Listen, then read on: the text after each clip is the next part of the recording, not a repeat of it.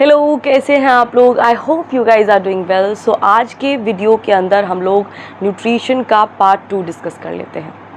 तो भाई जल्दी से जान लेते हैं कि न्यूट्रिशन के पार्ट 2 में क्या क्या है। तो न्यूट्रिशन के जो पार्ट 2 है उसमें हम लोग डिस्कस करने वाले हैं ओके बूम दिस डाइजेशन के ह्यूमंस के अंदर डाइजेशन कैसे होता है। ठीक है, कौन कौन से ग्लैंड्स होते हैं जो ह्यूमन के डाइजेशन में इन्वॉल्व होते हैं, कौन कौन से सिक्रीशंस होते हैं जो कि कॉम्प्लेक्स फूड मटेरियल को सिंपल फूड मटेरियल में कन्वर्ट करते हैं। So these are the few things that we are going to discuss in today's lecture. Good to go, can we move ahead? All right now, तो आज के video के अंदर हम लोग डिस्कस करने वाले हैं nutrition in human beings. All right now, सबसे पहली चीज़ ये आती है कि ह्यूमंस जो होते हैं उनके अंदर जो न्यूट्रिशन का प्रोसेस होता है वो अमीबा जैसा नहीं होता। यानी कि अमीबा के अंदर न्यूट्रिशन काफ़ी हद तक बहुत सिंपल था। राइट, हम लोगों ने पीछे वाले वीडियो में देखा है, पार्ट 1 में जब हम लोगों ने डिस्कस किया था न्यूट्रिशन इन अमीबा, तो वहाँ हम लोगों ने देखा कि अमीबा के अंदर जो न्यूट्रिशन का प्रोसेस होता है दैट इज़ क्वाइट सिंपल। लेकिन अगर हम लोग ह्यूमंस की बात करें तो न्यूट्रिशन का जो प्रोसेस होता है that is not that simple as it was in case of amoeba. तो पहली चीज़ ये क्लियर हुई। नाउ, ह्यूमंस के पास एक पूरा कॉम्प्लेक्स सिस्टम होता है जिसको हम बोलते हैं डाइजेस्टिव सिस्टम। ठीक है, अमीबा के केस में एक सिंगल सेल था जो कि सिंगल सेल ही पांचों के पांचों प्रोसेस को कंप्लीट कर रहा था, starting from ingestion to the egestion, ingestion से लेकर के ईजेशन तक, यानी खाने को अपने अंदर घुसाने से लेकर के खाने को अपनी बॉडी के बाहर से, यानी अनडाइजेस्टेड मटेरियल को अपनी बॉडी के बाहर से निकालने तक के प्रोसेस में अमीबा के अंदर सिर्फ एक सेल काम कर रहा था। So that process was quite simple, there was no complex mechanism, right. But when we talk about humans, तो ह्यूमंस के केस में ये जो मैकेनिज्म हो जाता है डाइजेशन का, इट इज़ क्वाइट कॉम्प्लेक्स। और इस कॉम्प्लेक्स प्रोसेस में, इस कॉम्प्लेक्स मैकेनिज्म में, इस पूरे के पूरे प्रोसेस में एक भरा पूरा कॉम्प्लेक्स सिस्टम यूज़ होता है and we call that system digestive system. Good to go, आगे बढ़ें। नाउ, अब यहाँ पर हम लोगों को दो चीज़ें पता होनी चाहिए। बॉडी के अंदर जो मेटाबॉलिक रिएक्शंस होते हैं, ठीक है, अब now what is metabolic reaction या फिर what our metabolic reactions, right. So metabolic reactions जितने भर बॉडी के अंदर बायोकेमिकल रिएक्शंस हो रहे हैं उन सब का टोटल, उन सब का sum, that sum of all the biochemical reactions inside our body is known as what? Metabolism. यानी कि जितने भर biochemical reactions which are very important to maintain the survival of a specific organism, उसके metabolic reactions कहलाते हैं, उसका metabolism होता है। अब ये जो मेटाबॉलिक रिएक्शंस होती हैं बॉडी के अंदर, ये जो बायोकेमिकल रिएक्शंस होती हैं, they are further categorised into 2 categories. तो इसके अंदर जो हमारी पहली कैटेगरी होती है वो कैटेगरी होती है एनाबॉलिज्म, राइट, एनाबॉलिज्म। अब इस एनाबॉलिज्म में क्या होता है, ये जो एनाबॉलिज्म कैटेगरी है, इस एनाबॉलिज्म में होता क्या है? तो एनाबॉलिज्म या anabolic metabolic reactions are those category of reactions जिनमें छोटी छोटी यूनिट्स एक दूसरे के साथ जुड़ती हैं and they will form a complex molecule। ठीक है, यानी कि छोटी छोटी यूनिट्स अगर एक दूसरे के साथ मिल रही हैं और उनको मिलने के लिए, उनको कंबाइन होने के लिए they will need energy। what they will need? they will need energy। तो अगर छोटी छोटी बहुत सारी यूनिट्स एक दूसरे के साथ कंबाइन हो रही हैं and they are utilising some sort of energy for that specific reaction, then उस तरीके का जो मेटाबॉलिक रिएक्शन होता है इंडिविजुअल के अंदर, उसको हम एनाबॉलिक रिएक्शन कहते हैं। Good to go. तो मतलब मैंने क्या बोला कि हमारी बॉडी के अंदर मेटाबॉलिक रिएक्शंस होते हैं, राइट।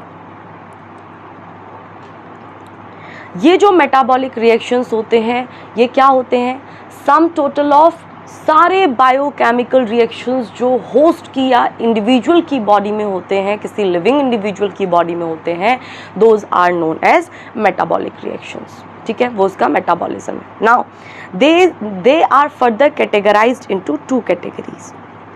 सो जो पहली कैटेगरी होती है that is known as anabolic reaction, और दूसरी कैटेगरी होती है हमारी catabolic reaction, right. Anabolic reactions में क्या होता है, इस वाले में भाई छोटे छोटे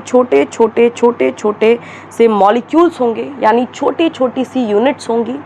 they will get combined together, ये एक दूसरे के साथ बाइंड करेंगी, राइट। और जब ये बाइंड कर रही होंगी तो इनके बाइंड होने के लिए कुछ एनर्जी चाहिए रही होगी। जब ये एक दूसरे के साथ बाइंड हो जाएंगी, अब ये एक दूसरे के साथ बाइंड हो गई, राइट, तो इससे क्या बन गया, ये एक कॉम्प्लेक्स मॉलिक्यूल बन गया। तो इसका मतलब ये हुआ कि एनाबॉलिक रिएक्शंस के अंदर क्या होता है, छोटी छोटी सी जो यूनिट्स होती हैं, in with the help of some energy they will combine together and they will make a complex molecule, right। तो वो रिएक्शन जिसमें छोटी छोटी यूनिट से कॉम्प्लेक्स मॉलिक्यूल बनता है with the help of some energy, those reactions are known as anabolic reactions. Good to go. Now तो वही लिखा हुआ है, एक बार देख लो। Anabolism is the set of metabolic pathways that construct molecules, जो कि बनाता है मॉलिक्यूल्स को, और ये जो मॉलिक्यूल्स होंगे ये कॉम्प्लेक्स मॉलिक्यूल्स होंगे, और ये बनते किससे हैं, फ्रॉम स्मॉलर यूनिट्स, छोटी छोटी सब यूनिट्स से बनते हैं। So these category of reactions, इस तरीके के जो रिएक्शंस होते हैं, दे विल रिक्वायर एनर्जी, इनमें एनर्जी की ज़रूरत होती है, ठीक है, इनमें एनर्जी की ज़रूरत होती है। अभी हम लोग दूसरे रिएक्शंस देखेंगे जिनमें एनर्जी की ज़रूरत नहीं होती, वो एनर्जी रिलीज़ करते हैं, राइट। तो ऐसे रिएक्शंस जिनमें एनर्जी की ज़रूरत होती है, these kind of reactions are termed as endergonic reactions, endergonic process. Good to go, आगे बढ़े। Now let's come to the second part. अब ये हैं दूसरे कैटेगरी के रिएक्शन, मेटाबॉलिक रिएक्शंस, जिनको हम बोलते हैं कैटाबॉलिज्म या कैटाबॉलिक रिएक्शंस। इनमें क्या होता है, ये वाला डायग्राम देखो जिसको मैंने सर्कल किया है। एक बड़ा सा कॉम्प्लेक्स मॉलिक्यूल था, दिख रहा है, जुड़ा हुआ बड़ा सा कॉम्प्लेक्स मॉलिक्यूल, और ये जो कॉम्प्लेक्स मॉलिक्यूल था, अब हमको एनर्जी चाहिए, ठीक है। जब बॉडी में एनर्जी चाहिए होती है तो बड़े जो कॉम्प्लेक्स मॉलिक्यूल्स होते हैं, क्योंकि वो एक दूसरे से, उनके अंदर क्या होती है, छोटी छोटी स्मॉलर सब यूनिट्स होती हैं, वो छोटी छोटी स्मॉलर सब यूनिट्स कुछ एनर्जी से जुड़ी हुई होती हैं, राइट। तो जब वो बड़ा कॉम्प्लेक्स मॉलिक्यूल टूटेगा तो एनर्जी भी रिलीज होगी, राइट। तो एक कॉम्प्लेक्स मॉलिक्यूल है जिसको मैंने स्टार से डिनोट किया है, लुक एट द स्क्रीन। तो कॉम्प्लेक्स मॉलिक्यूल है, जब वो टूटेगा तो छोटी छोटी सी यूनिट्स बनाएगा, स्मॉलर सब यूनिट्स, और वहाँ पर हमें क्या मिलेगी, energy, in the form of ATP, adenosine triphosphate. Good to go. Now catabolic reaction में मैंने क्या बोला कि एक बड़ा सा कॉम्प्लेक्स मॉलिक्यूल होगा। So start looking at the screen again. So ये है वो कॉम्प्लेक्स मॉलिक्यूल। अब जब ये कॉम्प्लेक्स मॉलिक्यूल टूटेगा, सपोज करो बॉडी में एनर्जी चाहिए, तो जब ये कॉम्प्लेक्स मॉलिक्यूल टूटेगा तो ये दो चीज़ों में टूटता है। ये एक तो ये छोटी छोटी सब यूनिट्स अलग हो जाएंगी एक दूसरे से, तो स्मॉलर सब यूनिट्स अलग हो जाएंगी, और जब ये बॉन्ड्स टूटेंगे इनके बीच के तो वहाँ पर एनर्जी रिलीज़ होती है, और ये जो एनर्जी होती है इसको हमारी बॉडी यूज़ करती है for further metabolic processes. Good to go. वही लिखा हुआ है कि catabolism is the set of metabolic pathway that breaks down molecules into smaller subunits and these are either oxidized। so मैं क्या बोलने की कोशिश कर रही हूँ, आई एम ट्राइंग टू से कि इस वाले पाथवे में, यानी कैटाबॉलिक रिएक्शन में क्या होता है, कॉम्प्लेक्स मॉलिक्यूल होगा जो कि ऑक्सीडाइज्ड होगा, यानी उसको ऑक्सीडेशन प्रोसेस से वो गो थ्रू होगा, और उसके बाद क्या होगा कि it will release some sort of energy, ठीक है। और ये जो एनर्जी होती है ये कई सारे मेटाबॉलिक रिएक्शंस में फर्दर बॉडी में यूटिलाइज होती है। Good to go. अब मुझे सोच करके बताओ, मैंने न्यूट्रिशन में क्या बताया था आप लोगों को? मैंने न्यूट्रिशन में ये बताया था कि न्यूट्रिशन के अंदर सबसे पहले हम लोग एक कॉम्प्लेक्स फूड मटेरियल को बॉडी के अंदर डालते हैं। वो जो कॉम्प्लेक्स फूड मटेरियल होता है उसको बॉडी एब्जॉर्ब करने में इनकैपेबल है, तो बॉडी क्या करेगी? उसको अंदर लेकर के जाएगी, उसको सबसे पहले सिंपलर फॉर्म में कन्वर्ट करेगी बॉडी के अंदर, तो उसी को हम बोलते हैं डाइजेशन, राइट। तो बड़ी कॉम्प्लेक्स फॉर्म छोटी सिंपलर सब यूनिट्स में कन्वर्ट हुई, वो है हमारा डाइजेशन। तो डाइजेशन एनाबॉलिक रिएक्शन हुआ या कैटाबॉलिक रिएक्शन हुआ? सोच कर बताओ। Yes, exactly. So digestion is the catabolic process, क्योंकि एक बड़ा complex molecule, look at the screen, एक बड़ा कॉम्प्लेक्स मॉलिक्यूल बाद में जाकर के छोटी छोटी यूनिट्स में टूट रहा है और उसमें से एनर्जी रिलीज हो रही है। So digestion is not a anabolic reaction, it is a catabolic process. Good to go, good to go. Now अब यहाँ पर हम लोगों को ये भी समझना है कि जब बॉडी के अंदर डाइजेशन पूरा हो जाता है तो उसके बाद जो सिंपलर सब यूनिट्स हैं, जो छोटे छोटे सिंपलर फूड सब्सटेंसेस बन गए हैं बॉडी के अंदर कॉम्प्लेक्स फूड सब्सटेंसेस से, वो बॉडी एब्जॉर्ब करती है उनको, और एब्जॉर्ब करने के बाद उनको किसको दिया जाता है? हमारी बॉडी के सेल्स को, क्योंकि सब काम किसके लिए हो रहा है? फॉर सेल्स, ठीक है। तो वो जो न्यूट्रिएंट्स होंगे जो उन सिंपलर सब्सटेंसेस से एब्जॉर्ब किए जाएंगे, उनको उठा करके वहाँ से ग्लूकोज उठाया जाएगा, ग्लूकोज को उठा करके सेल को दिया जाएगा, सेल उस ग्लूकोज को यूज़ करेगी, और एनर्जी का फॉर्मेशन करेगी, एनर्जी बनाएगी, और उस एनर्जी से चलता है हमारा सेल। और जब बहुत सारे सेल्स उन एनर्जी को यूटिलाइज करके प्रॉपर फंक्शनिंग मेंटेन करके रखते हैं बॉडी में, इस तरीके से एक इंडिविजुअल प्रॉपर तरीके से काम कर रहा होता है। समझ में आ रही हैं चीज़ें? मतलब सिंपलर फूड सब्सटेंसेस में कन्वर्ट हुआ, वहाँ तक समझ में आया? सिंपलर फूड सब्सटेंसेस में कन्वर्ट हुआ, उसके बाद वहाँ से सपोज करो ग्लूकोज उठाया, ग्लूकोज सिंपलर सब्सटेंस है ना, वो जो ग्लूकोज है उसको खून में पटक दिया, ब्लड में पटक दिया। अब ब्लड में सर्कुलेट करता हुआ वो जो ग्लूकोज है वो सेल के पास जाएगा जिसको उसकी ज़रूरत है। अब वो जो सेल होगा उस ग्लूकोज को एब्जॉर्ब करेगा और in the presence of oxygen उसका ऑक्सीडेशन करा देगा, उसका रेस्पिरेशन हो जाएगा। और रेस्पिरेशन का अल्टीमेट फेट ये होता है कि हमको एटीपी के मॉलिक्यूल्स मिलते हैं, यानी उस सेल को जिसने उस ग्लूकोज को उठाया उसको एटीपी के मॉलिक्यूल्स मिल जाएंगे, और उन एटीपी के मॉलिक्यूल्स को वो सेल एनर्जी के लिए यूज़ करता है, अपने आप को सर्वाइव रखने के लिए, अपनी फंक्शनिंग प्रॉपर तरीके से मेंटेन रखने के लिए। ठीक है, गुड टू गो, इतना समझ में आया? नाउ अब क्या होता है, come to the next part. तो डाइजेशन एक एनाबॉलिक प्रोसेस नहीं है, it is a catabolic process. This is the first thing. Now ये जो ह्यूमन डाइजेस्टिव सिस्टम होता है, ठीक है, ये जो ह्यूमन डाइजेस्टिव सिस्टम होता है इसके पास मेनली दो पार्ट्स होते हैं। पहला पार्ट होता है एलिमेंट्री कैनाल और दूसरा पार्ट होता है डाइजेस्टिव ग्लैंड्स। ठीक है, will talk about that in detail, come to the next part. अब देखो खाना जो होगा, ये डायग्राम देखो which is right there on the screen. जो खाना होगा सबसे पहले कहाँ जाता है? It will go into our mouth. ठीक है, मुंह में खाना डालते हैं।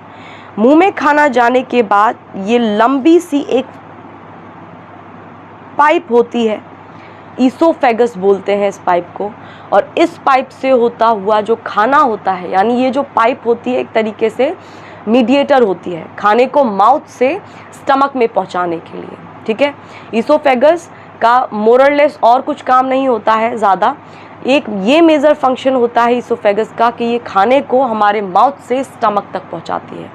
तो खाना हमने मुंह में लिया, मुंह में लेने के बाद थोड़ा सा डाइजेशन मुंह से ही शुरू हो जाता है। Digestion starts from mouth itself. Digestion start हुआ माउथ से, वो खाना हमने च्यू किया, उसमें कुछ एंजाइम्स मिले। ठीक है, उसके बाद वो जो खाना होगा वो ईसोफेगस में जाएगा। ईसोफेगस ये जो लॉन्ग ट्यूब लाइक स्ट्रक्चर है इसमें जाएगा, और ये ईसोफेगस पहुंचा देगी खाने को स्टमक के अंदर, ठीक है। अब यहाँ पर साइड में लिवर दिख रहा है, ये लिवर जो है और ये पैनक्रियाज जो है, ये है हमारी डाइजेस्टिव ग्लैंड्स, ठीक है। ये डाइजेस्टिव ग्लैंड्स हमारे कुछ जूसेस सिक्रीट करती हैं, हम लोग बाद में डिटेल में डिस्कस करेंगे, बाइल जूस, पैनक्रिएटिक जूस, और ये जो जूसेस होते हैं दे कंटेन एंजाइम्स, और वो जो एंजाइम्स होते हैं ये फूड के डाइजेशन में हेल्प करते हैं। Good to go. Now stomach में खाना आ गया, देखो स्टमक में खाना आ गया, यहाँ आ गया खाना।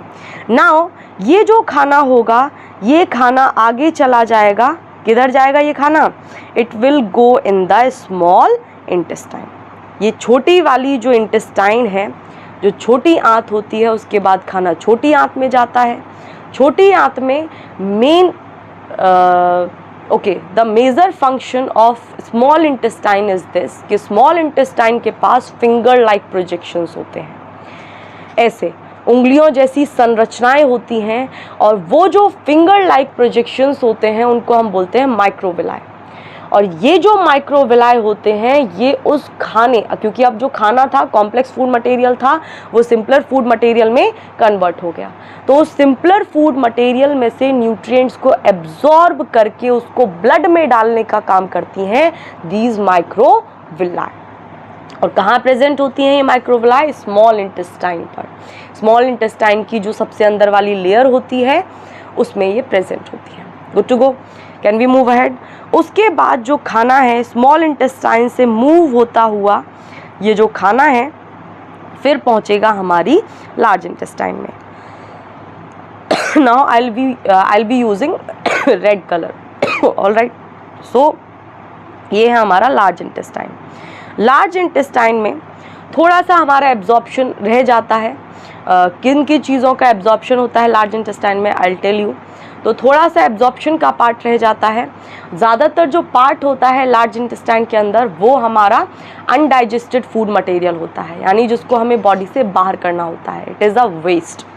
सो लार्ज इंटेस्टाइन से होते हुए जो अनडाइजेस्टेड फूड मटेरियल है which is not good for the body, which is not useful for the body, that will be removed out. So this is how this whole mechanism works. तो ये था, हमने थोड़ा सा ऊपर ऊपर से देखा। Now we will go in the detail, ठीक है। अब हम लोग डिटेल में जाएंगे। सो माउथ, जो डाइजेशन होता है मैंने अभी बताया था, मुंह में खाना डाला, डाइजेशन यहीं से शुरू हो जाता है। कॉम्प्लेक्स फूड मटेरियल को तुम लोगों ने यहीं पे धुलना शुरू कर दिया। कॉम्प्लेक्स फूड मटेरियल का तुम लोगों ने कचूमर मुंह के अंदर ही बना दिया, और मुंह के अंदर कचूमर बनाने में कौन हेल्प करता है? आवर टीथ, ठीक है। So digestion, look here, digestion first take place in mouth. Mouth से ही शुरू हो जाता है। सबसे पहले जो खाना होता है वो बॉडी में एंटर करता है माउथ से। इतनी बात समझ में आई?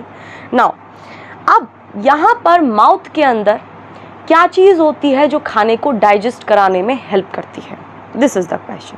सो आवर टीथ, ठीक है, दांत होते हैं, और ये जो दांत होते हैं दीज आर हार्ड स्ट्रक्चर्स, और ये जो दांत होते हैं ये अपर जॉ और लोअर जॉ दोनों जॉ में प्रेजेंट होते हैं। ये तो बहुत बेसिक सी चीज़ है।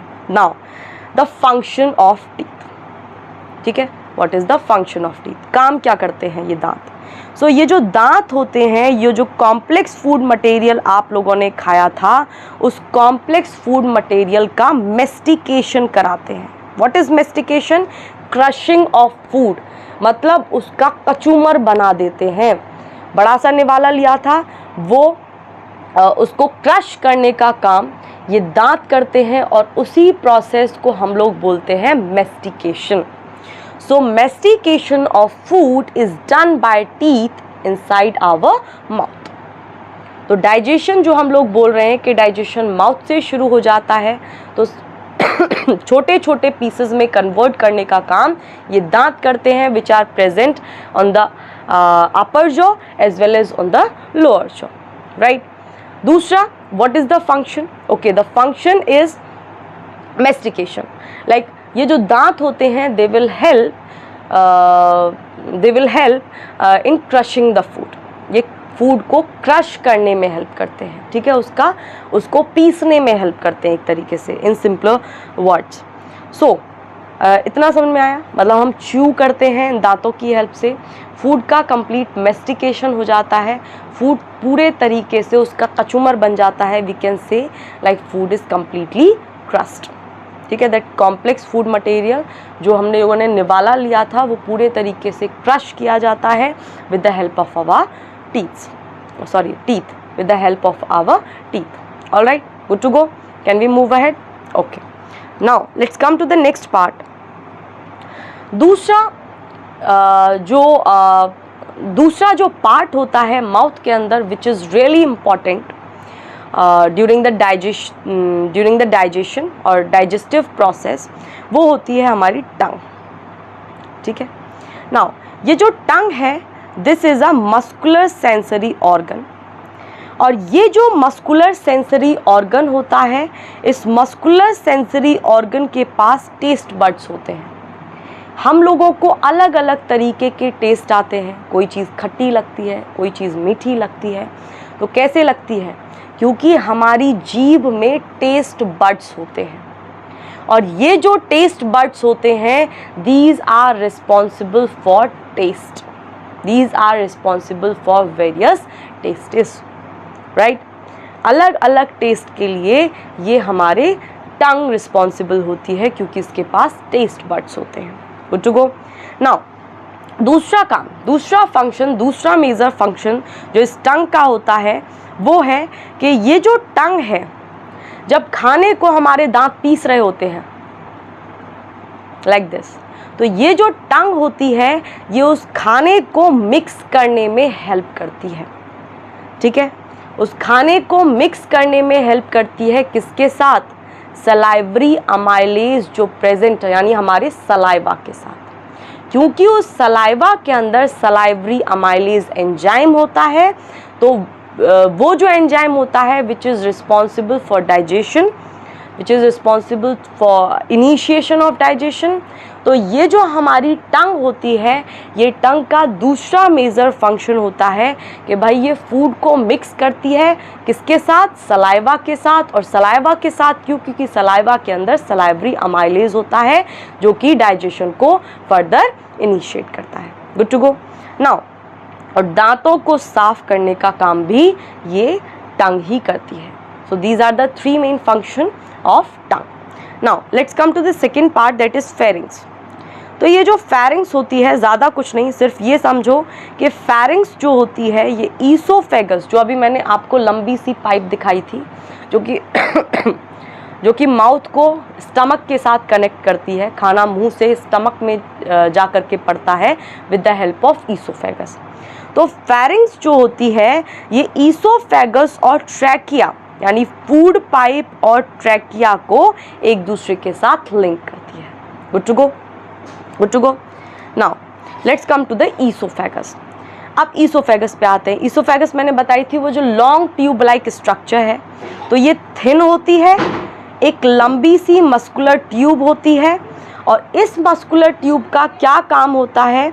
इस मस्कुलर ट्यूब का सिर्फ एक काम होता है कि खाने को माउथ से स्टमक तक पहुंचाना। This is the major function of this muscular tube. Good to go, good to go. Now stomach, next part आता है हमारा stomach. This is the fourth part. So stomach, सबसे पहले शेप के बारे में बात करें अगर, तो ये जो स्टमक होता है ये जे शेप जैसा दिखाई देता है। It looks like a J shaped structure. ये जे शेप स्ट्रक्चर की तरह दिखता है, और ये जो जे शेप स्ट्रक्चर है ये खाने को स्टोर करने का काम करता है, और खाने का आधा डाइजेशन, यानी आधे से ज़्यादा हद तक का डाइजेशन इस स्टमक के अंदर पूरा हो जाता है। तो डाइजेशन कहाँ से शुरू हुआ था? माउथ से। और डाइजेशन का आधे से ज़्यादा पार्ट कहाँ ख़त्म हो जाता है? स्टमक के अंदर। ठीक है, गुड टू गो। नाउ अब कुछ चीज़ें हैं जो हमें स्टमक के बारे में पता होनी चाहिए। पहली चीज़ क्या थी कि it is a J shaped structure. ठीक है। दूसरी चीज़ क्या थी कि ये खाने को स्टोर करके रखता है। तीसरी चीज़ क्या थी जो हमको पता होनी चाहिए कि भाई ज़्यादा हद तक का डाइजेशन यानी पार्शियल डाइजेशन यहाँ पर कवर हो जाता है, पार्शियल डाइजेशन यहाँ पर हो जाता है। अब अगली चीज़ ये है कि इसका जो मस्कुलर वॉल होती है, किसकी, इस स्टमक की, दीज वॉल्स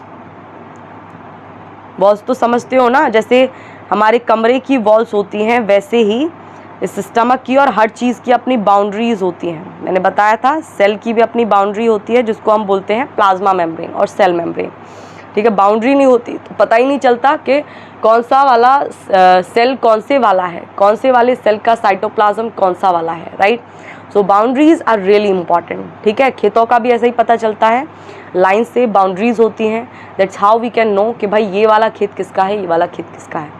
सो सबसे पहली चीज़ यहाँ पर ये पता होनी चाहिए कि इसकी जो मस्कुलर वॉल्स होती हैं इस स्टमक की, ये मस्कुलर वॉल जो डाइजेस्टिव एंजाइम्स स्टमक सिक्रीट करता है, जो डाइजेस्टिव एंजाइम्स पेट में से निकलते हैं, स्टमक में से निकलते हैं, उन डाइजेस्टिव एंजाइम्स को मिक्स करने का काम किसके साथ, खाने के साथ, फूड के साथ, जो कहाँ से आया है, माउथ से आया है।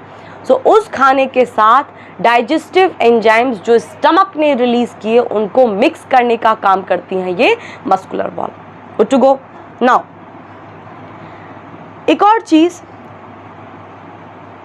ये जो स्टमक है इनके पास राउंड मसल्स भी होती हैं इसके एंड में, और ये जो राउंड मसल्स होती हैं, ये राउंड मसल्स फूड को रिलीज करती हैं स्मॉल इंटेस्टाइन में, ठीक है। यानी राउंड मसल्स होती हैं इन स्टमक के एंड पे। सो दिस इज दैट पोर्शन जहां पर हमारी क्या होंगी, राउंड मसल्स होंगी। तो एंड वाले पोर्शन पे यहाँ पर राउंड मसल्स लगी हुई होती हैं, और ये राउंड मसल्स खाने को, ये ईसोफेगस है, ये क्या है हमारी, दिस इज ईसोफेगस। तो ये ईसोफेगस से खाना सबसे पहले हमारे स्टमक में आया, स्टमक में कुछ डाइजेस्टिव जूसेस निकले, डाइजेस्टिव एंजाइम्स रिलीज हुए, not juices, digestive enzymes release हुए, और उन डाइजेस्टिव एंजाइम्स को मिक्स करने का काम किसने किया था, these muscular walls were responsible for the same, these muscular walls. अब इसके एंड में, स्टमक के एंड में राउंड मसल्स होती हैं, और ये राउंड मसल्स रिस्पॉन्सिबल होती हैं इस खाने को आगे वाले पार्ट में पहुंचाने के लिए। और आगे वाला पार्ट क्या होता है, आगे वाला पार्ट आएगा हमारा स्टमक के बाद स्मॉल इंटेस्टाइन, जहां हमारा खाना जाएगा। गुड टू गो, आगे चलें। नाउ स्मॉल इंटेस्टाइन की बात करते हैं। अब खाना कहाँ आ गया, राउंड मसल्स ने खाने को उठा करके स्टमक में से कहाँ फेंक दिया, हमारे स्मॉल इंटेस्टाइन में। तो ये वाला जो रीजन होता है, यहाँ पे देखो दो तरीके की इंटेस्टाइन दिख रही होंगी। तो ये जो बहुत वाइड हैं, जिसको मैंने कौन सी कलर से रिप्रेजेंट किया है, जिसको मैंने येलो कलर से रिप्रेजेंट किया है, ये है हमारी लार्ज इंटेस्टाइन। तो खाना अभी इसमें नहीं पहुँचा है, खाना हमारा पहुँचा है, ये हमारी राउंड मसल्स यहाँ पर होंगी। तो ये राउंड मसल्स खाने को स्मॉल इंटेस्टाइन यानी यहाँ पर फेंक देंगे। और स्मॉल इंटेस्टाइन कितना कॉम्प्लेक्स है, लार्ज इंटेस्टाइन से तो बहुत ज़्यादा कॉम्प्लेक्स है। क्या एडवांटेज होते हैं इसके इतने ज़्यादा कॉम्प्लेक्स होने के, अभी 2 मिनट के अंदर डिस्कस करते हैं। फिलहाल देखो कि खाना राउंड मसल्स ने उठा करके स्टमक में से फेंक दिया स्मॉल इंटेस्टाइन में। अब स्मॉल इंटेस्टाइन में क्या होगा, तो ये जो हमारा माउथ से लेकर के जहाँ पर हमारा खाना निकलता है, ठीक है, उस पोर्शन को हम लोग बोलते हैं एनस, ठीक है। जहाँ से खाना अनडाइजेस्टेड फूड मटेरियल, खाना नहीं अनडाइजेस्टेड फूड मटेरियल जहाँ से निकलता है, जब हम लोग सुबह वॉशरूम में जाते हैं, सो हम लोग उस अनडाइजेस्टेड फूड मटेरियल को बॉडी से बाहर करके आते हैं। तो ये माउथ से लेकर के एनस तक का जो पोर्शन होता है, इसी को हम लोग बोलते हैं canal. And which canal, alimentary canal, ठीक है। अब इस एलिमेंट्री कैनाल के अंदर सबसे ज़्यादा लंबा जो पोर्शन होता है, लॉन्गेस्ट जो पार्ट होता है एलिमेंट्री कैनाल का, वो होता है हमारा स्मॉल इंटेस्टाइन। दिख रहा होगा कितना कॉम्प्लेक्स है, पता ही नहीं चल रहा किधर से किधर जाना है, बस चलते चले जाना है। और एंड में अल्टीमेटली हमको चले जाना है, कहाँ घुस जाना है अल्टीमेटली हमको, इस लार्ज इंटेस्टाइन में, ठीक है। तो now longest part alimentary canal का क्या होता है, दैट इज स्मॉल इंटेस्टाइन। ये बहुत ज़्यादा कॉइल्ड स्ट्रक्चर और कॉम्प्लेक्स स्ट्रक्चर होता है, इसीलिए हम इसको नाम देते हैं नेम। गुड। नाउ एक पॉइंट आता है कि हर्बीवोर्स जो होते हैं उनके पास लंबी स्मॉल इंटेस्टाइन होती है एज कंपेयर टू कार्निवोर्स। क्यों होती है? Why it is so? क्योंकि हर्बीवोर्स जो होते हैं वो पौधों को खाते हैं, प्लांट्स को खाते हैं, तो वो सेलुलोज को खा रहे होते हैं, और सेलुलोज को पचाने के लिए ही, सेलुलोज का डाइजेशन फैसिलिटेट करने के लिए ही स्मॉल इंटेस्टाइन हर्बीवोर्स के अंदर लंबी होती है as compare to carnivores. Carnivores plant नहीं खाते, दे ईट एनिमल्स, और एनिमल्स के अंदर सेलुलोज नहीं होता। Good to go? Okay.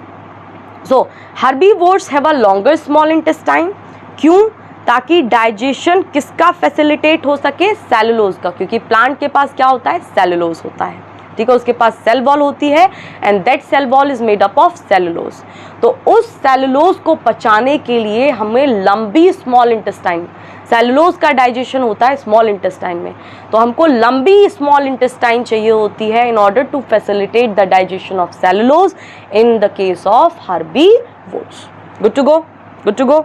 Now अब डाइजेशन की जो मोस्ट इंपॉर्टेंट साइट होती है वो यही होती है। कौन सी? Small intestine. क्यों? स्मॉल इंटेस्टाइन के अंदर जब डाइजेशन पूरा हो जाता है, डाइजेशन शुरू कहाँ से हुआ था? माउथ से। कंप्लीट कहाँ हो रहा है? स्मॉल इंटेस्टाइन में। जब डाइजेशन हमारा कंप्लीट हो जाता है तो इसी स्मॉल इंटेस्टाइन के पास फिंगर लाइक प्रोजेक्शंस होते हैं जिन्हें हम विलाय बोलते हैं, और more specifically we call them microvilli. इनको हम लोग माइक्रोविलाय बोलते हैं। और ये जो हमारी माइक्रोविलाय होती हैं, ये माइक्रोविलाय क्या काम करती हैं? एक तो ये सरफेस एरिया को बढ़ा देती हैं, ठीक है, ताकि एब्जॉर्प्शन ज़्यादा से ज़्यादा हो सके, और दूसरा ये एब्जॉर्प्शन में हेल्प करती हैं। तो मोर और लेस एक ही काम है, ठीक है। सरफेस एरिया को बढ़ा देती हैं ताकि हमारा एब्जॉर्प्शन ज़्यादा से ज़्यादा हो पाए। नाउ ये जो हमारी स्मॉल इंटेस्टाइन होती है, this is divided into 3 parts. 3 भागों में इसको डिवाइड किया जाता है। The first part of the small intestine is known as duodenum. Duodenum, तो ये वाला मैं हाईलाइट कर रही हूँ ब्लैक हाइलाइटर से और ब्लैक पेन से। सो राउंड मसल्स ये थी, राउंड मसल्स ने यहाँ पर फेंका खाना। तो ये जो स्मॉल इंटेस्टाइन का ब्लैक वाला पोर्शन दिख रहा होगा, यानी स्टार्टिंग वाला पोर्शन जो होता है, इसको हम लोग बोलते हैं duodonum. Sorry, not duodonum, duodenum. क्या बोलते हैं? Duodenum. Good to go? Now second portion जो आता है इस स्मॉल इंटेस्टाइन के अंदर, वो पोर्शन होता है जीजूनम। जीजूनम क्या होता है? जीजूनम।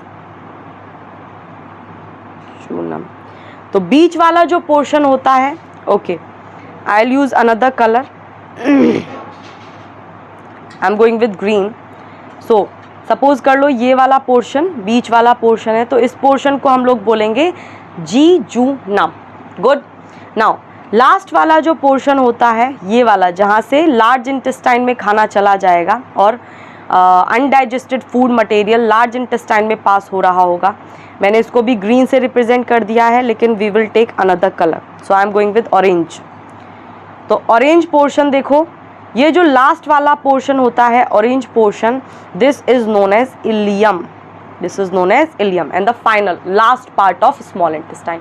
So small intestine is categorized or divided into 3 categories. The first category is duodenum. The second category is jejunum, and the third category is ileum. Okay, let me write it down. Ileum. Good to go? आगे बढ़ें। तो small intestine में क्या क्या हो रहा था? Small intestine के अंदर हमारा डाइजेशन कंप्लीट हो जाता है और स्मॉल इंटेस्टाइन के अंदर चलता है हमारा एब्जॉर्प्शन, और एब्जॉर्प्शन के लिए फिंगर लाइक प्रोजेक्शंस होती हैं बहुत सारी, जिन्हें हम माइक्रोविलाय बोलते हैं, और ये माइक्रोविलाय सरफेस एरिया को बढ़ाती हैं, जिसकी वजह से एब्जॉर्प्शन ज़्यादा से ज़्यादा होता है। हमारा जो फूड मटेरियल है उस फूड मटेरियल के साथ, मतलब जो अनडाइजेस्टेड फूड मटेरियल है उस अनडाइजेस्टेड फूड मटेरियल के साथ कोई न्यूट्रिएंट ना चला जाए, यानी कोई ग्लूकोज का मॉलिक्यूल ना चला जाए, कोई इंपॉर्टेंट न्यूट्रिएंट ना चला जाए, इस बात का ध्यान रखती हैं ये माइक्रोविलाई, क्योंकि सारी चीज़ों को जो बॉडी के लिए ज़रूरी है उनको एब्जॉर्ब कर लेती हैं these microvilli which are present in the inner layer of small intestine. Good to go, good to go, all right. Now आगे देखो, वही पॉइंट लिखा हुआ है अभी जो मैंने समझाया था, गाय दिख रही है, ओ one beautiful cow. Okay, so can you see one beautiful cow here? All right, so ये जो काव है ये बोल रही है कि मेरे पास स्मॉल इंटेस्टाइन बड़ी है। शेर से, शेर खड़ा होगा सामने, शेर कुछ बोल रहा होगा और इस वजह से ये जो काव है थोड़ा सा डर गई है, अभी आगे कुछ नहीं बोल रही है। तो इसने क्या बोला था, हम लोग वो डिस्कस कर लेते हैं कि ये क्या बोली होगी। तो इसने ये बोला था कि हर्बीवोर्स यानी मैं, मेरे पास ए शेर तो उससे बड़ी स्मॉल इंटेस्टाइन है। क्यों है वो हम लोग बता चुके थे, क्या क्यों होती है, क्योंकि ये जो हर्बीवोर्स होते हैं ये फीड करते हैं प्लांट्स पे, ठीक है। और प्लांट्स के अंदर जो प्लांट सेल होती हैं उनके पास होता है सेल वॉल, और वो जो सेल वॉल होता है वो हमारा सेलुलोज से मिलकर के बना हुआ होता है, और सेलुलोज का डाइजेशन होता है हमारा स्मॉल इंटेस्टाइन के अंदर। तो सेलुलोज का डाइजेशन स्मॉल इंटेस्टाइन के अंदर होता है और ये सिर्फ प्लांट्स ही खाती हैं। तो अब हमको स्मॉल इंटेस्टाइन बड़ी करनी होगी, इस वजह से हमको हर्बीवोर्स के अंदर बड़ी स्मॉल इंटेस्टाइन चाहिए होती है, क्योंकि they only feed on plant material, plant stuff, ठीक है। तो उस इतने ज़्यादा सेलुलोज को डाइजेस्ट करने के लिए we need a longer small intestine. Good to go. तो बेचारी वन ब्यूटीफुल काउ डर गई है थोड़ा सा, वही लिखा हुआ है। कार्निवोर्स जो होते हैं they have shortest small intestine, क्योंकि मीट जो होता है वो आसानी से डाइजेस्ट हो जाता है, सेलुलोज आसानी से डाइजेस्ट नहीं होता है। सेलुलोज को डाइजेस्ट करने के लिए we need a longer small intestine. Good to go. सही बात बोली थी काउ, बट शेर अपनी चला रहा होगा। Now let's come to the final part of our alimentary canal, and that is large intestine. Okay, so large intestine जो होता है वो थोड़ा wider होता है, यानी चौड़ा होता है। small intestine जो थी वो लंबी थी, दिख रही थी ना, गुचड़ुम गुचड़ुम गुचड़ुम गुचड़ुम गुचड़ुम, मतलब बहुत लंबी, कॉम्प्लेक्स सा फिगर था, पता नहीं चल रहा था कहाँ से स्टार्टिंग हो रहा है कहाँ पे एंड हो रहा है। तो it was really complex, but large intestine बड़ा सिंपल सा लेकिन थोड़ा चौड़ा होता है, wider than small intestine. Now इसलिए हम इसको बोलते हैं, इसलिए इसका नाम पड़ा है लार्ज, क्योंकि ये वाइड है। Okay, so it has 3 parts, इसके 3 पार्ट्स होते हैं, पहला केकम, दूसरा कोलोन और तीसरा rectum. So talking about large intestine, these have 3 parts. The first part is cecum, the second part is colon, and the third part is rectum. Good to go. Third part is rectum. Now rectum जो होता है वो last वाला portion होता है, जहाँ पे थोड़े टाइम के लिए हमारा फीकल मैटर स्टोर किया जाता है, यानी undigested food, not digested, undigested, मतलब जो वेस्ट है बॉडी के लिए, थोड़े टाइम के लिए उसे रखा जाता है। अल्टीमेटली रेक्टम के बाद आता है हमारा लास्ट पोर्शन जिसे हम बोलते हैं एनस, और एनस से हो करके हमारा जो अनडाइजेस्टेड मटेरियल होता है that will go out of the body, undigested material will go out of the body. Good. So anus, it is the end point of our alimentary canal. हमारी alimentary का end part होता है anus।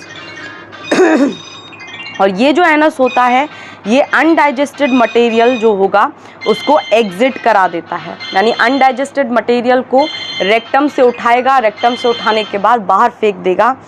And yes, there are 2 anal sphincter and one of them is first one is external and the second one is internal. All right, we'll talk about them later on. For the time being, all you need to understand is this कि जो हमारा rectum होता है उसके अंदर undigested material कुछ time के लिए स्टोर होकर रखता है, ठीक है, उसके अंदर कुछ टाइम के लिए रहेगा, उसके बाद वो एनस से होकर के बाहर निकल जाएगा, ठीक है। एनस के अंदर दो एनल स्फिंक्टर होते हैं, the one of them is external and another one is internal. तो this is how it works. निकल गया अनडाइजेस्टेड मटेरियल, जो काम की चीज़ें थी, ग्लूकोज थे, वो सब एब्जॉर्ब कर ही ली थी बॉडी। जितने भी आयंस होते हैं जो इंपॉर्टेंट होते हैं बॉडी के लिए, दे will also be absorb by the body, right. कुछ भी अच्छी चीज़ को बॉडी बाहर नहीं जाने देगी, ठीक है, इसलिए इतना बड़ा, इतना कॉम्प्लेक्स सा स्मॉल इंटेस्टाइन बना करके दिया है, so that every single thing will be absorbed by the end of every digestion process. Good to go? Okay. Now, अब हम लोग बात कर लेते हैं ग्लैंड्स के बारे में। सो अगर हम लोग डाइजेस्टिव ग्लैंड्स की बात करें तो मेनली 5 डाइजेस्टिव ग्लैंड्स होती हैं। पहली है हमारी सलाइवरी ग्लैंड, और कहाँ होती है? मुंह में। मैंने इसलिए बोला था डाइजेशन स्टार्ट्स और digestion initiates from our mouth, क्योंकि मुंह में ग्लैंड होती है जिसको हम बोलते हैं salivary gland.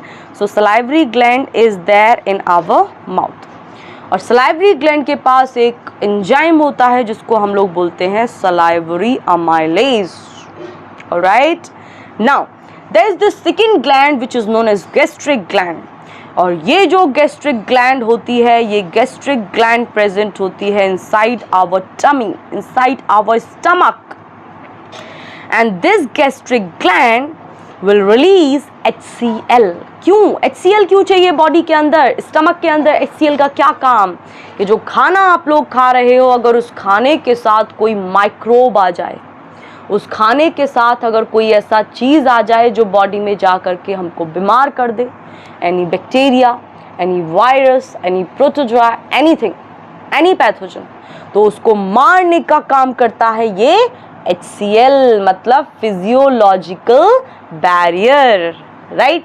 So these gastric glands which are there in our stomach, they will release HCl to kill the microbes, जो कि खाने के साथ आ जाते हैं। Now दूसरी चीज़ रिलीज करती है पेप्सिन। क्या काम होता है पेप्सिन का, अभी पढ़ेंगे। और तीसरी चीज़ रिलीज करती है म्यूकस। और म्यूकस क्यों? कहीं ये HCl हमारी स्टमक की वॉल्स को ही ना जला दे, हमारी स्टमक की जो अंदर वाली लेयर हैं उन अंदर वाली लेयर को, अपनी लेयर्स को ही ना जला दे। इसीलिए डिफेंस मैकेनिज्म में हमारी जो गैस्ट्रिक ग्लैंड्स होती हैं, they will also release mucus. Good. Now third जो ग्लैंड होती है that is our liver, and liver will release bile, ठीक है। Now the fourth one is intestinal gland, और कहाँ होंगे intestinal glands? They will be in the small intestine, and what they will do, they will release some kind of intestinal juices, and then comes our fifth gland which is known as pancreas, and what will pancreas do? They will release pancreatic juices। अब क्या क्या काम करते हैं pancreatic juices, intestinal juices, bile, pepsin, mucus and salivary gland. और salivary gland कौन क्या release करती हैं? They release salivary amylase. So what do they do? Now we will talk about that. 5 याद हो जाएंगी, काम आगे याद हो जाएंगे उनके। So this is how you have to represent your notebooks in your board exam. This is how you will score maximum marks, right? So now अब हम लोग बात कर लेते हैं डिटेल में डाइजेस्टिव ग्लैंड्स को पढ़ने से पहले we will talk about steps of nutrition in human beings. क्या स्टेप्स होते हैं ह्यूमन बींग में भी? जो न्यूट्रिशन के स्टेप्स होते हैं they are mainly 5, like in amoeba, जैसे अमीबा में थे। तो सबसे पहला स्टेप वही होता है इंजेशन। और इंजेशन में क्या होता है? हम लोगों ने उस कॉम्प्लेक्स फूड मटेरियल को उठाया और उसको अपने मुंह में रख दिया, ठीक है। अब उसका धुलाई होगा, मेस्टिकेशन होगा, क्रशिंग होगा, ग्राइंडिंग होगा इन दांतों के द्वारा। हमें क्या, क्यों गया था अंदर, right? Now ingestion it happens in human mouth. Good, ये पता ही है। नाउ दूसरा जो स्टेप होता है दैट इज आवर डाइजेशन, और डाइजेशन शुरू हो जाता है मुंह से ही, माउथ से ही। I have already told you, right? So digestion begins in the mouth itself. और कौन करता है? Teeth. These teeth will help in mastication of that food, will help in crushing of that food, all right? उस खाने का कचूमर बना देंगे छोटे छोटे पीसेस में, खाने को चबा देंगे, उसको ग्राइंड कर देंगे, यानी मिक्सी होती है ये हमारे ह्यूमन की, कौन? Teeth. And they help in physical digestion. Physical digestion का मतलब है फोर्स वाला डाइजेशन। Now let's come to the next part. Salivary glands होती हैं। अभी हम लोग डाइजेस्टिव ग्लैंड के बारे में बात कर लेते हैं, which is present in the, कहाँ होती है ये salivary gland? It is present in our mouth. और सलाइवरी ग्लैंड क्या रिलीज करती है? Salivary amylase. क्या रिलीज करती है? Salivary amylase. Now look, salivary glands जो होती हैं वो सलाइवा रिलीज करती हैं, जो लार होती है, ठीक है, सलाइवा।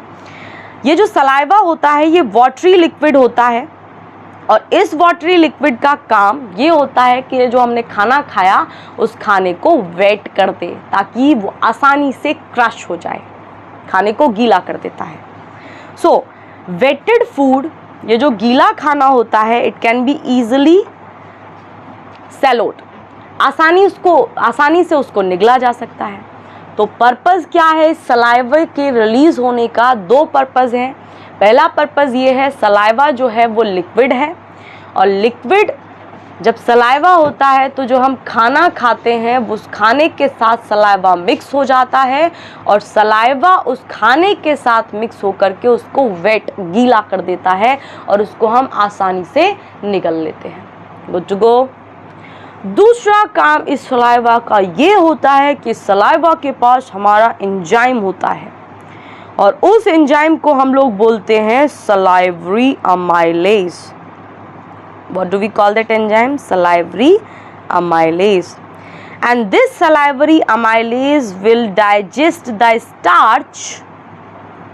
खाने के अंदर जो स्टार्च होगा उस स्टार्च को ये शुगर में कन्वर्ट कर देता है। So how it works, कैसे काम करता है? Okay, this is our food. और फूड में क्या होगा? Starch will be there. So salivary amylase will come in our mouth, and ये salivary amylase उस स्टार्च को कन्वर्ट कर देंगे शुगर में। Good. Now let's move to the next part. अब आता है oesophagus. Oesophagus we had already discussed कि ईसोफेगस जो है वो खाने को सिर्फ माउथ से लेकर के जाता है और कहाँ छोड़ देता है? स्टमक के अंदर। सो ईसोफेगस का सिर्फ इतना ही काम है कि भाई बीच में मीडिएटर का काम करेगा। Now digestion in stomach which is really important. So gastric juice कौन रिलीज कर रहा था गैस्ट्रिक जूस को? स्टमक। सो गैस्ट्रिक जूस के अंदर गैस्ट्रिक ग्लैंड्स होती हैं। Okay, let me erase it. अभी हम लोग चलते हैं आगे, just give me a moment. Alright, हाँ सुनो, ये हमारा स्टमक है। इस स्टमक के पास होती हैं हमारी कौन सी ग्लैंड्स? Gastric glands. और ये जो गैस्ट्रिक ग्लैंड्स होती हैं दे रिलीज गैस्ट्रिक जूसेस। ये गैस्ट्रिक जूस को रिलीज करती हैं। इतनी बात समझ में आई? अब इस गैस्ट्रिक जूस के अंदर क्या क्या होता है वो हम लोग अभी देख लेते हैं। इस गैस्ट्रिक जूस के अंदर तीन चीज़ें होती हैं। पहली हमारी HCl, दूसरा होता है हमारा म्यूकस, और तीसरा होता है एक एंजाइम जिसको हम बोलते हैं पेप्सिन। तो इतनी बात समझ में आई? नाउ तो ये जो गैस्ट्रिक जूस है इनके पास तीन चीज़ें होती हैं। HCl रिलीज़ करता है, ये पेप्सिन एंजाइम को रिलीज़ करता है, और म्यूकस को रिलीज़ करता है। नाउ HCl का क्या काम है, एक एक करके काम देख लेते हैं। तो अगर HCl के काम की बात करें तो HCl जो होता है वो एसिडिक मीडियम क्रिएट कर देता है स्टमक के अंदर। अब इस एसिडिक मीडियम के कन्वर्ट यानी एसिडिक मीडियम के होने का क्या क्या फ़ायदा है? दो फायदे हैं, दो फायदे। पहला फ़ायदा ये है कि जो ये एंजाइम है पेप्सिन, ये एंजाइम पेप्सिन तभी काम करेगा जब हमारा स्टमक के अंदर एसिडिक कंडीशन होगी। और एसिडिक कंडीशन कौन क्रिएट कर रहा है? HCl। HCl रिलीज होता है क्योंकि HCl एसिड है, तो कैसी कंडीशन क्रिएट कर देता है स्टमक के अंदर, एसिडिक मीडियम, pH कम हो जाता है। गुड। जैसे ही pH कम होता है, एसिडिक मीडियम स्टमक के अंदर बन जाता है, वैसे ही हमारा एंजाइम काम करना शुरू कर देता है। कौन से वाला एंजाइम? पेप्सिन। और पेप्सिन क्या काम करता है? पेप्सिन का काम है प्रोटीन को तोड़ना, क्योंकि protein is the complex unit and protein की सिंपलर यूनिट होती है, क्या होती है सिंपलर यूनिट? पेप्टाइड्स। ठीक है, आ रहा है समझ में? पेप्टाइड्स होते हैं, अभी देखेंगे, रुको एक सेकेंड। तो पहला काम होता है इस HCl का ये कि ये एंजाइम पेप्सिन को एक्टिवेट कर देता है और फिर वो एंजाइम पेप्सिन प्रोटीन का डाइजेशन करता है, प्रोटीन को तोड़ना शुरू करता है। दूसरा काम ये अभी जो मैंने बताया था कि अगर खाने के साथ कोई बैक्टीरिया बॉडी के अंदर एंटर करने की कोशिश कर रहा है तो उस बैक्टीरिया को वहीं HCl के द्वारा मात दे दी जाती है, HCl के द्वारा उसको मार दिया जाता है। So it also kill bacteria present in food, जो कि किसी भी तरीके से फूड के साथ बॉडी में एंटर होने की कोशिश करते हैं। Good to go with this. ठीक है, अब हम लोग आगे चलते हैं। यहाँ पे एक और चीज़ देख लो, व्हाट इज़ दैट कि ओके, मैंने बोला प्रोटीन जो होते हैं, प्रोटीन पेप्सिन एंजाइम की प्रेजेंस में इसमें एक टूट जाते हैं पेप्टाइड्स में। ठीक है, this is the complex form and this complex form will be broken down in the simpler form. Now protein का डाइजेशन स्टमक में होता कैसे है, अब ये बात कर लेते हैं। तो एसिडिक मीडियम के अंदर जैसे ही एसिडिक मीडियम क्रिएट होगा, और कौन क्रिएट करेगा? HCl। तो जैसे ही HCl रिलीज हुआ गैस्ट्रिक ग्लैंड से, गैस्ट्रिक जूसेस के साथ, वैसे ही हमारा जो एंजाइम पेप्सिन है ये एक्टिवेट हो जाएगा और ये प्रोटीन का डाइजेशन करना शुरू कर देगा। नाउ म्यूकस का क्या काम होता है? म्यूकस का काम होता है कि वो हमारी स्टमक की वॉल, जो स्टमक की अंदर वाली लेयर्स होती हैं, कहीं हमारा HCl उन अंदर वाली लेयर्स को ही ना जला डाले, कि है तो वो एसिड ही, सो वो जला ना डाले, इस बात का ध्यान रखता है हमारा म्यूकस। तो म्यूकस कवरिंग बना लेता है। जैसे ये हमारा स्टमक है, ठीक है, तो ये स्टमक है, स्टमक की वॉल है। अब म्यूकस आएगा, म्यूकस इसके ऊपर ऐसी ऐसी कवरिंग बना देगा। तो अगर HCl किसी चीज़ को डिग्रेड भी करता है तो वो वॉल को डिग्रेड नहीं करता है, it will degrade mucus. Good to go? ठीक है। नाउ अगर म्यूकस सिक्रीट नहीं होगा तो HCl हमारी अंदर वाली स्टमक की लाइनिंग को डिग्रेड कर देगा, ठीक है, उसका एरोजन कर देगा, और जिसकी वजह से स्टमक के अंदर हो जाते हैं छाले। Good, ulcers. नाउ इतनी बात समझ में आई? What is the function of mucus, what is the function of HCl, what is the function of pepsin? Can we move ahead? Now एक और पॉइंट है जो सुन लो, विच इज इंपॉर्टेंट। हमारा जो पार्शली, अभी फूड पूरी तरीके से डाइजेस्ट नहीं हुआ है, डाइजेशन पूरे तरीके से कंप्लीट नहीं हो गया है, अभी स्मॉल इंटेस्टाइन में डाइजेशन चलेगा, वहाँ पर इंटेस्टाइनल जूसेस निकलते हैं इंटेस्टाइन से, and those intestinal juices will help in digestion further. तो अब ये जो पार्शली आधा डाइजेस्टेड फूड है, अभी आधा डाइजेस्ट हुआ है, आधा डाइजेस्ट होना बाकी है। Now it will go from stomach into small intestine. Small intestine का पहला पोर्शन कौन सा था? ड्यूडीनम। So it will go in the first portion of small intestine, that is duodenum. Good to go? Okay. Now look here. Small intestine में क्या होता है? Now small intestine के पास दो ग्लैंड से सिक्रीशंस आते हैं, यानी जब खाना ड्यूडोनम के अंदर होता है तो दो दो जगह से जूसेस आते हैं। पहला जूस आता है हमारे लिवर की तरफ से, और लिवर की तरफ से जो जूस आता है वो होता है हमारा बाइल। लिवर क्या सिक्रीट करता है? बाइल। अब ये बाइल क्या करता है? ये जो बाइल होता है, सबसे पहला बाइल होता क्या है? ये बाइल जो होता है, ये बाइल ग्रीन कलर का और येलो कलर का लिक्विड होता है जो कि लिवर के अंदर बनता है और हमारे गॉल ब्लैडर में स्टोर होता है। यानी बनता कहाँ है ये बाइल? लिवर में। स्टोर कहाँ होता है? गॉल ब्लैडर में। और जब जब ज़रूरत होती है गॉल ब्लैडर में से निकल के जाता है कहाँ? Duodenum, the first portion of small intestine, और वहाँ पर डाइजेशन में हेल्प करता है। Good to go. Now bile is actually very alkaline. Stomach के अंदर खाना देख करके आया एसिडिक कंडीशन। अब बाइल होता है एल्कलाइन, तो खाना जो होता है अब वो एल्कलाइन वाली सराउंडिंग में आने वाला है। और बाइल जो है वो एल्कलाइन भी है और उसके पास सॉल्ट्स भी होते हैं। और इन दोनों का एक ही काम होता है कि जो फैट के मॉलिक्यूल्स हैं फूड में, उन फैट के मॉलिक्यूल्स का इमल्सिफिकेशन करना, उनको इमल्सिफाई कर देना। सो बाइल के पास जो सॉल्ट्स होते हैं और उनका जो एल्कलाइन नेचर होता है, that help in emulsification of fat. Good to go.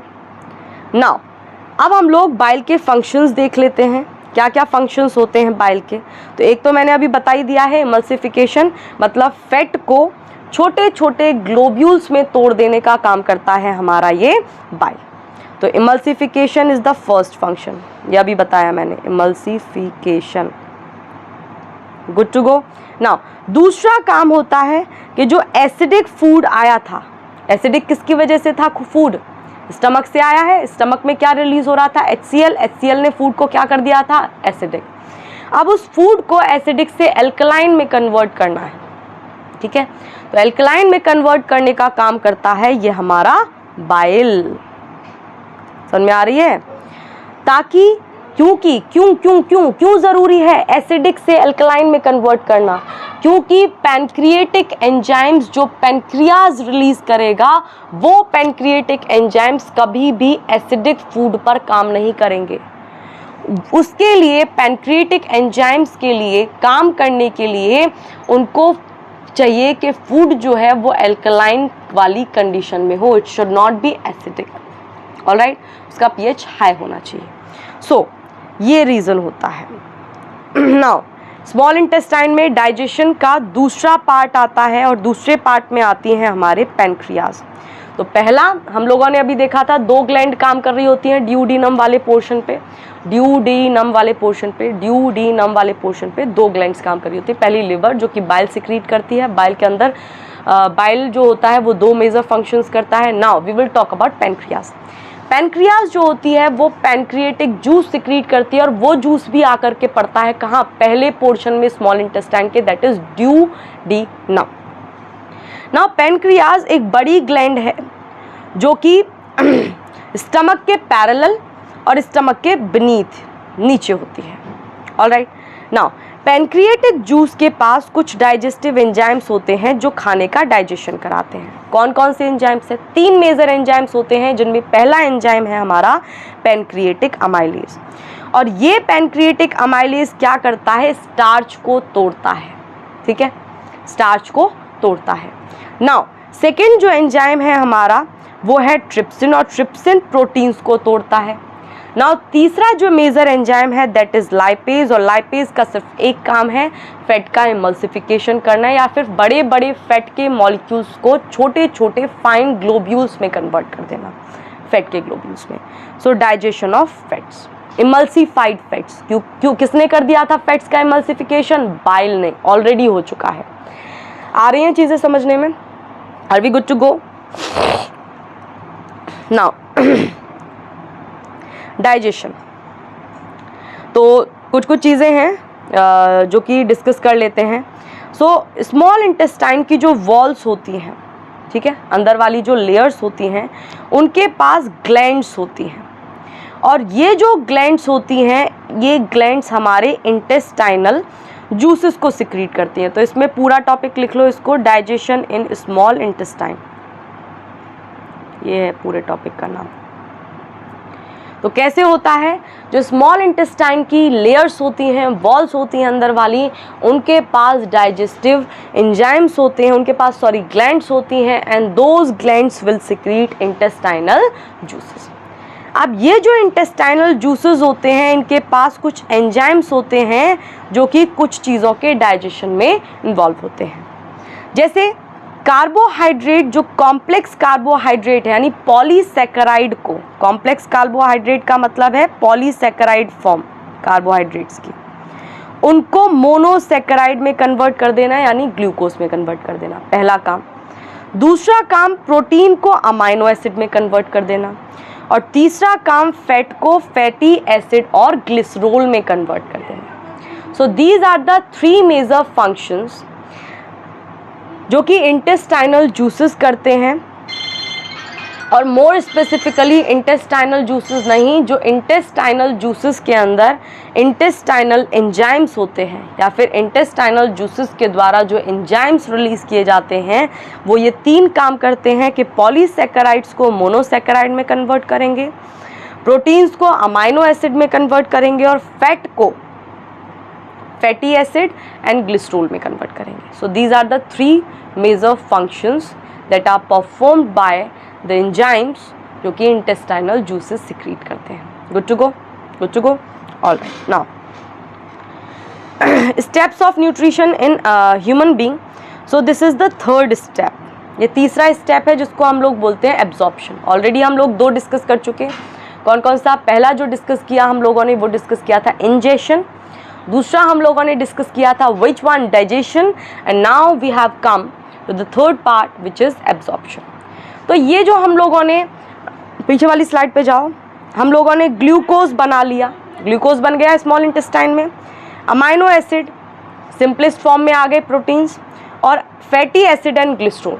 अब इन सिंपलेस्ट फॉर्म को बॉडी एब्जॉर्ब करने में कैपेबल होती है। अब इनको एब्जॉर्ब करवाना है, तो इनको जो एब्जॉर्ब करने का प्रोसेस होता है वो स्मॉल इंटेस्टाइन में ही शुरू होता है, और स्मॉल इंटेस्टाइन के पास विलाय होते हैं, और ये जो विलाय होते हैं these are finger like projections. So villi are mainly finger like projections. ये हमारी फिंगर लाइक प्रोजेक्शंस होती हैं विलाय, ठीक है। अब स्मॉल इंटेस्टाइन ही वो रीजन है जहां पर एब्जॉर्प्शन होता है, यानी ज़्यादातर एब्जॉर्प्शन, जो इम्पॉर्टेंट चीज़ें हैं उनका ज़्यादातर एब्जॉर्प्शन हमारा स्मॉल इंटेस्टाइन में पूरा हो जाता है।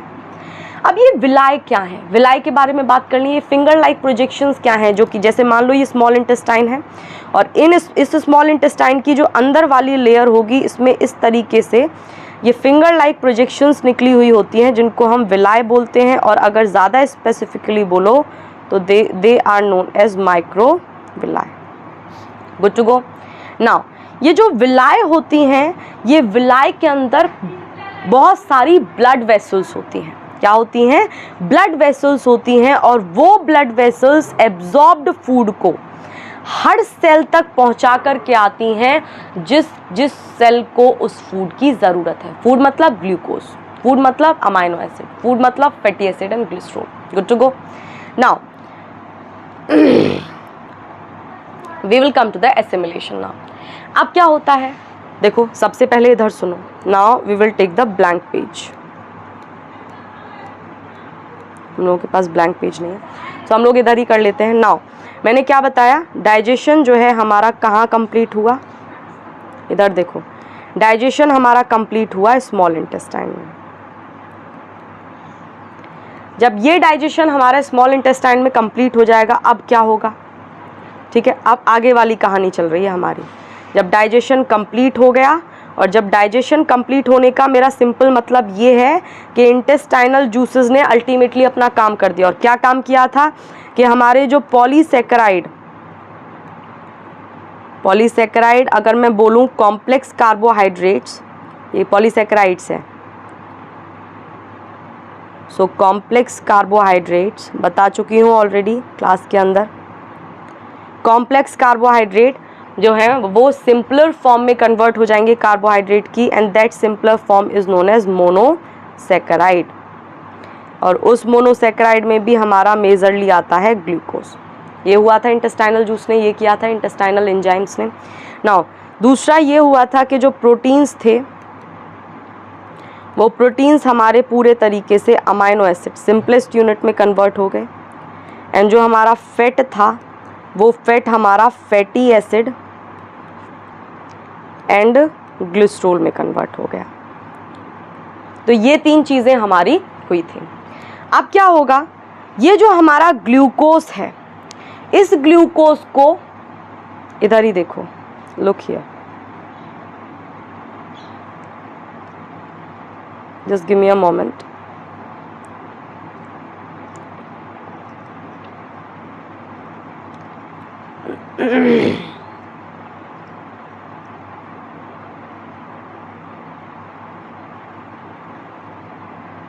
Okay, good to go now. अब वो जो ग्लूकोज था, उस ग्लूकोज को मान लो ये स्मॉल इंटेस्टाइन है, स्मॉल इंटेस्टाइन के अंदर ये माइक्रोविलाई हैं और यहाँ पे हमारा वो ग्लूकोज है। इस ग्लूकोज को ये एब्जॉर्ब करेंगी और कहाँ डाल देंगी, ब्लड के अंदर। ठीक है, ब्लड के अंदर पहुँच गया आप ग्लूकोज। ठीक है, खाने से ग्लूकोज ब्लड के अंदर कैसे पहुँचा है पता है ना, कैसे पहुँचा है। नाउ ब्लड के अंदर जब ग्लूकोज हमारा पहुँच गया, अब क्या होगा, तो मान लो ये सब चीज़ें किस लिए हो रही हैं, ये ऑक्सीजन हम लोग ले रहे हैं, ये ग्लूकोज हम लोग ले रहे हैं, क्यों ले रहे हैं, ये ग्लूकोज और ऑक्सीजन ये दोनों ही जितने भर सेल्स हमारी बॉडी में हैं उन सारे सेल्स का फंक्शनिंग प्रॉपर तरीके से रेगुलेट हो, इस बात का ध्यान रखता है हमारा ये सब मैकेनिज्म, ये सब लाइफ प्रोसेस जो हमारी बॉडी में चल रहे होते हैं। तो वो जो ग्लूकोज है जो ब्लड में चली गई है, वो ग्लूकोज हमें किसी सेल तक पहुंचानी है जिस सेल को ग्लूकोज की ज़रूरत है। ठीक है, अब क्या होगा, मान लो ये वो सेल है जिसको ग्लूकोज की ज़रूरत है और ग्लूकोज कहाँ है, हमारे ब्लड में, ये रहा, इस ब्लड में हमारी ये रही glucose. So this is glucose. कई सारे ग्लूकोज बना लो, एक तो एब्जॉर्ब करके डाला नहीं होगा। अब क्या होता है कि ये जो सेल होता है, इसकी ये जो प्लाज्मा मेम्ब्रेन होती है, ये प्लाज्मा मेम्ब्रेन का जो लिपिड बाइलेयर वाला पोर्शन होता है, that is not permeable to glucose. Not permeable का मतलब है ग्लूकोज को अपने ऊपर से डिफ्यूज़न करा करके एंटर नहीं होने देगा, यानी ग्लूकोज ऐसे ही इसको क्रॉस करके नहीं जा सकता, डिफ्यूज़न से नहीं जाएगा अंदर। तो अब ग्लूकोज को अंदर पहुंचाने के लिए कोई रास्ता ढूंढना पड़ेगा। तो ग्लूकोज जो होता है बॉडी के अंदर एंटर होता है हमारा नाव से, और उस नाव को हम लोग बोलते हैं ग्लूट। मतलब ग्लूट जो होता है एक कैरियर होता है और इस कैरियर में बैठ करके हमारा ये ग्लूकोज दूसरी साइड में यानी सेल के अंदर पहुंच जाएगा। तो ग्लूकोज कहाँ पहुंच गया, सेल के अंदर। और यही जो प्रोसेस होता है इसी को हम लोग बोलते हैं assimilation. This is known as assimilation. ठीक है, अब एक और चीज समझो यहां पर देखो। अब ये जो ग्लूकोज सेल के अंदर पहुंच गया है, इस ग्लूकोज का सेल के अंदर पहुंचने से क्या होगा, क्या पर्पस था ग्लूकोज का सेल के अंदर पहुंचने से, कि सेल इस ग्लूकोज को यूज करके अपने लिए एनर्जी बना पाए। और एनर्जी बनाने का काम यानी इस फूड का, glucose is what, it is a food, it is a food. तो इस फूड का ऑक्सीडेशन करा करके एनर्जी बनाने का जो प्रोसेस होता है that is known as respiration. मैं क्या बोलने की कोशिश कर रही हूँ कि ये जो हमारा ग्लूकोज है, ये जो हमारा ग्लूकोज है, ये ग्लूकोज ऑक्सीजन के साथ इस सेल के अंदर ऑक्सीजन भी होगी। क्या होगी, ऑक्सीजन। कैसे आएगी, हम लोग रेस्पिरेशन में बात करेंगे। ठीक है, तो ग्लूकोज और हमारा ऑक्सीजन दोनों सेल के पास पहुंच गए, रेस्पिरेशन की रिक्वायरमेंट फुलफिल हो गई। अब क्या होगा, ये जो ग्लूकोज है ऑक्सीजन की प्रेजेंस में 2 मॉलिक्यूल ऑफ पायरुवेट में बदल जाता है। ये हम एरोबिक रेस्पिरेशन की बात कर रहे हैं, we are using oxygen in it, right. तो ये कौन सा रेस्पिरेशन हो गया, एरोबिक रेस्पिरेशन। नाउ ये जो 2 मॉलिक्यूल्स होंगे पायरुवेट के, ये further 6 molecules of CO2, 6 molecules of water and 38 ATP molecules बना देंगे। और हमको सिर्फ इन ATP मॉलिक्यूल से मतलब है, सेल को सिर्फ इन ATP मॉलिक्यूल से मतलब है। इन 38 ATP मॉलिक्यूल्स को ये सेल यूज़ करेगा अपने सारे काम करने के लिए। तो हमारी बॉडी के अंदर बिलियंस सेल्स हैं और बिलियंस सेल्स को ग्लूकोज चाहिए होता है, इसलिए हम लोग जो खाना खाते हैं वो खाना हर वक्त इन सेल्स को मिलता रहता है। और ये जो सेल्स होते हैं दे रिलीज एनर्जी और they make energy for themselves, ताकि इनके जो फंक्शनिंग है वो प्रॉपर तरीके से रेगुलेट होती रहे। गुड टू गो, आगे बढ़ें। नाउ ये होता है एसिमिलेशन। ओके, एसिमिलेशन के बाद एक लास्ट प्रोसेस रह जाता है, that is the fifth point, egestion. Ingestion अंदर, ई को समझो एग्जिट से, जहां पर भी ई आए that is more like of a exit. तो अब जो अनडाइजेस्टेड मटेरियल बचा, जिसको हम लोग फीकल मैटर बोलते हैं, तो वो जो फीकल मैटर होगा that should be removed out of the body, that should be like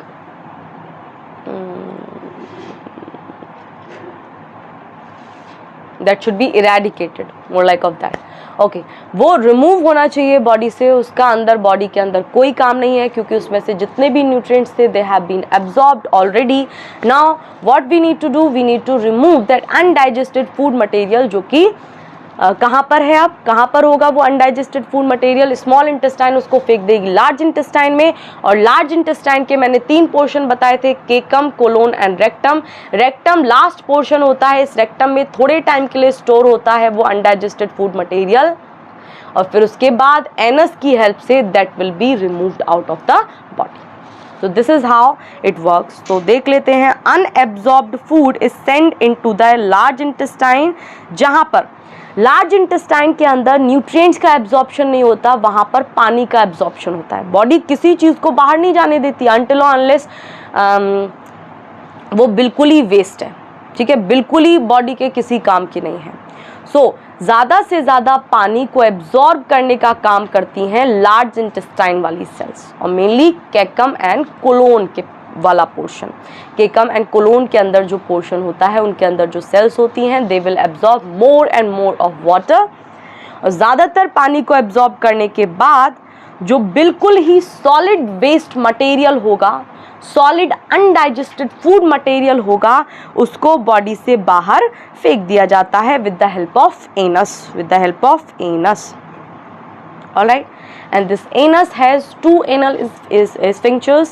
The first one is external and the second one is internal. Good to go. Now I am giving you homework. So homework is this: you will note down the function of tongue and the function of appendix in your notebook, and I'll see that tomorrow. All right, so this is the homework, or you have to do it in your biology notebook. Alright, assignment वाले portion में कर लेना। Are we good to go? Okay, digestion we have covered. Now हम लोग अगले video के अंदर we will cover the entire respiration. Aerobic, anaerobic क्या होता है, एरोबिक के अंदर कौन सी कैटेगरीज होती हैं नहीं होती हैं, एनएरोबिक के अंदर, यानी एरोबिक के अंदर कौन सी कैटेगरीज होती हैं, एनएरोबिक के अंदर कौन सी कैटेगरीज होती हैं। ओके, एनएरोबिक के अंदर there are 2 categories. First category is known as lactic fermentation and the second category is known as alcoholic fermentation. So उनमें क्या होता है, किस तरीके से मैकेनिज्म होता है, काम कैसे करती हैं सेल्स वहाँ पर, किस तरीके से एनर्जी बनाई जाती है, दोनों तरीक़ों में। So will talk about that. Then we will talk about different stages of respiration जो कि बॉडी में चलता है। बॉडी के अंदर 2 इनहेलेशन और 2 एक्सहेलेशन होते हैं, तो वो 2 इनहेलेशन 2 एक्सहेलेशन कौन से होते हैं, will talk about that. And ultimately will talk about the respiratory system in human beings. Alright, so this is the overview for the next session. हम लोग नेक्स्ट क्लास में इन सारी चीज़ों के बारे में बात करेंगे, and then we will move to the transportation. Good to go? Alright, bye bye.